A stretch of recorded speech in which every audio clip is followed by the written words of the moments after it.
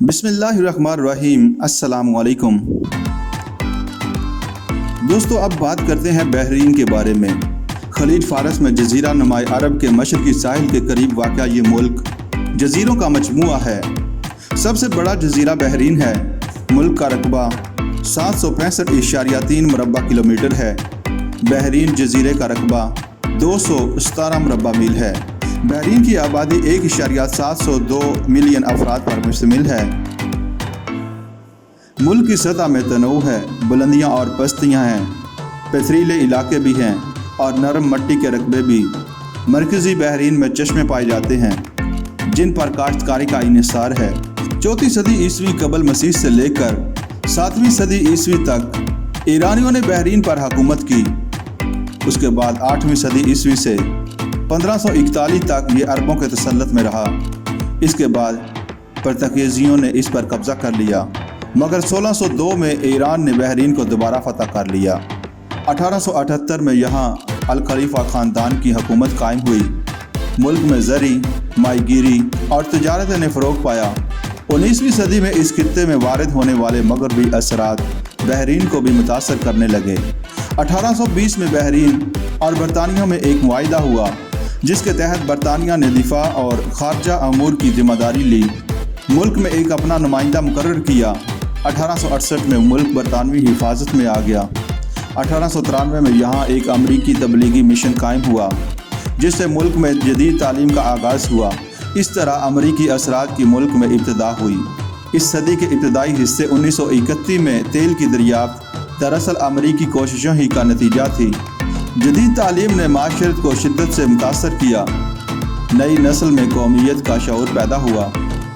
دوسری عالمگیر جنگ کے بعد جب نو آبادیاتی نظام انحطاط پذیر ہوا اور ہر جگہ نو آبادیاں آزاد ہوئیں تو اس صورتحال کا اثر بحرین پر پڑا۔ ملک میں آزادی کی لہر چل پڑی۔ اس میں بہت کچھ اس عرب قومیت کے جذبے کا بھی دخل تھا جس کی ابتدا مصر میں صدر ناصر کے برسر اقتدار آنے پر ہوئی تھی۔ آزادی کے لیے جدوجہد جاری رہی۔ آخرکار برطانیہ نے 1971 میں بحرین سے اپنی فوجیں ہٹانے کا فیصلہ کیا۔ 1968 اور 1970 کے درمیانی عرصے میں متوقع برطانوی انخلا کے پیش نظر بحرین نے ان مذاکرات میں شمولیت کی جن کا مقصد بحرین اور عرب امارات کا وفاق قائم کرنا تھا، لیکن بحرین اس وفاق میں شامل نہیں ہوا۔ برطانوی انخلا کے بعد 14 اگست 1971 کو بحرین نے آزادی کا اعلان کیا۔ اقوام متحدہ عرب لیگ اور تیل پیدا کرنے والے ملکوں کی انجمن کا ممبر بنا۔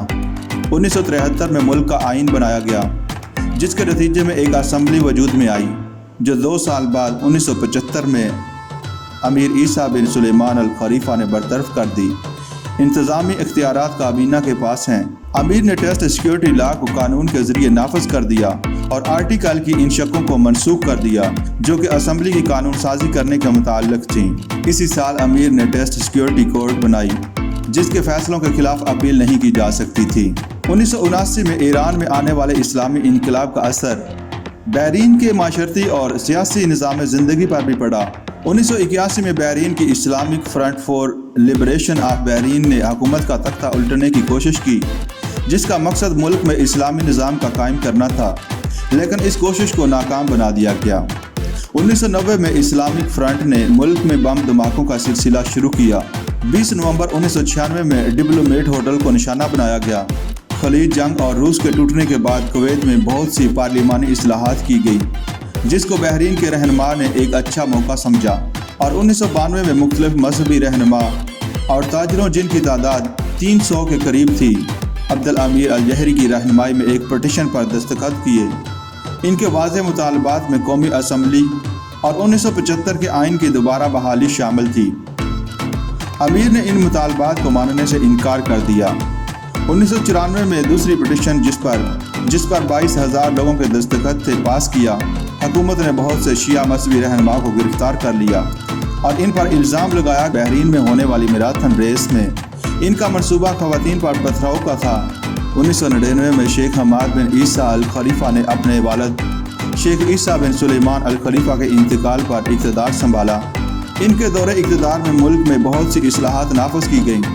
2001 میں پارلیمانی انتخابات 1 سال بعد منعقد ہوئے۔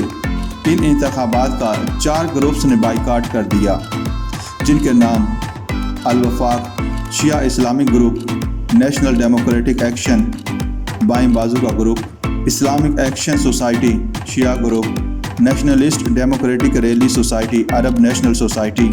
2002 اور 2006 کے دوران ان 4 گروپس نے اپنا یہ مطالبہ جاری رکھا کہ آئین میں اصلاحات کی جائیں، لیکن اب عنان حکومت شیخ حماد بن عیسیٰ کے خاندان کے پاس ہے اور سیاسی حالات پرامن ہیں۔ ماضی میں بحرین کی معیشت رایانہ تھی، ماہی گیری اور سمندر سے موتی نکالنا اہم پیشے تھے۔ ملک قدیم طرز کی کشتیوں کی تعمیر کے لیے مشہور تھا۔ ملک میں زراعت کی مقامی اہمیت ہے، جہاں جہاں چشمے ہیں آبپاشی سے ترکاریوں، کھجور اور پھلوں کی کاشت کی جاتی ہے۔ جدید دور کے اہم وسائل میں تیل۔ مشرق وسطیٰ کے عرب ملکوں میں سب سے پہلے 1932 میں بحرین میں تیل دریافت ہوا۔ ملکی تیل کی تجارت قومی آمدنی کا سب سے بڑا ذریعہ ہے۔ سٹرا کے مقام پر واقع کارخانے میں مقامی اور سعودی عرب سے لایا گیا تیل صاف کیا جاتا ہے اور تیل کی اشیاء تیار کی جاتی ہیں۔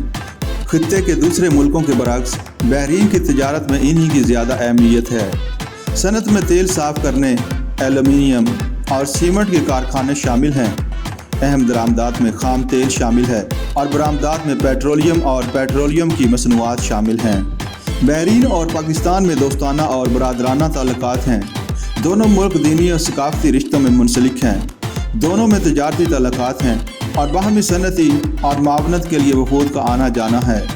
دونوں کے سربراہوں نے ایک دوسرے کے ملک کے دورے کیے، جن سے تعلقات مزید مستحکم ہوئے۔